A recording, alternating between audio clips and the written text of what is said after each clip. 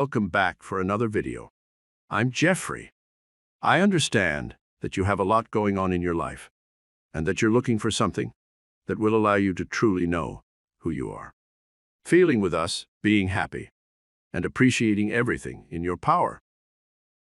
Once you practice being compassionate, once you practice being more humble, once you practice being successful, once you apply all these concepts, you begin to teach your body chemically or emotionally to understand what your mind is intellectually understood. So we could say knowledge is for the mind and experience is for the body. And when you do it right, you get to embody knowledge and it becomes the truth.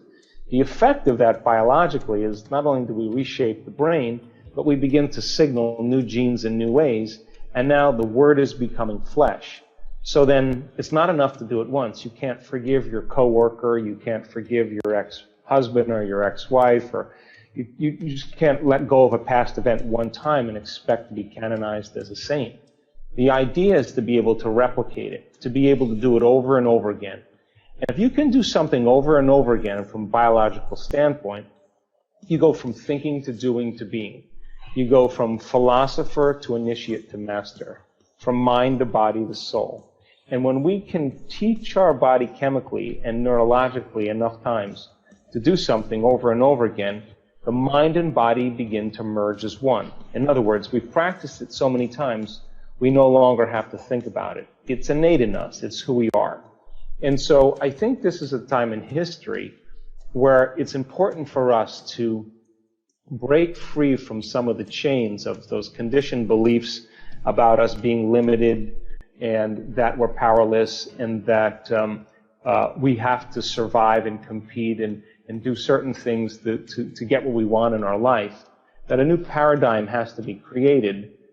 And then we have to set up the conditions in our environment or conditions within our own world to begin to execute some of these. And I think that when we arrive at that state of being, then we give people permission to do the same. And that's when we start really seeing some really strong strides in people's lives. So in my personal life, I mean, I like to wake up in the morning and I ask myself the same question every single day before I get out of bed.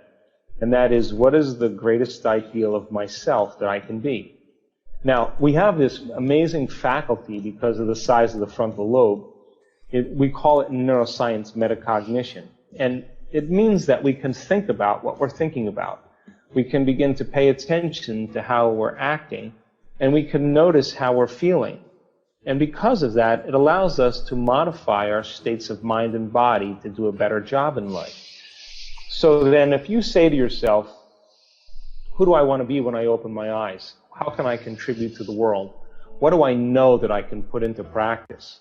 And you begin to think about a new way of being. You begin to plan your behaviors, speculate possibilities, review the choices you're going to make and the choices you're not going to make. If you keep redoing this enough times, you'll begin to install the circuits in your brain, prime your brain to turn on certain circuits so that when you open your eyes, you'll naturally be in that state. And if you can emotionally embrace who you're going to be when you open your eyes, you're giving your body a sampling of the future. So when you get up thinking and feeling differently than when you started the day, the side effect of that is that you're in a new state of being. Thoughts are the language of the brain and feelings are the language of the body, and how we think and how we feel creates a state of being. So the idea then is to maintain that modified state of mind and body your entire day. And if you can, something unusual is going to show up in your life. That's the law. And it will always come in a way that we least expect, that surprises us, and leaves no doubt that what we did inside of us produced some effect outside of us. And that's when we begin to start to experience empowerment. And people around the world are waking up to these ideas, and they're doing the uncommon, and they're doing it repeatedly, and they're taking a certain amount of power that's been invested in everything outside of them and putting it back in themselves. And I think that's a great honor to be able to contribute to people's lives in that way. When we perceive a threat or a stress in our external world, we turn on a nervous system called the fight or flight nervous system, and we mobilize enormous amounts of energy to prepare us for some event in our external world.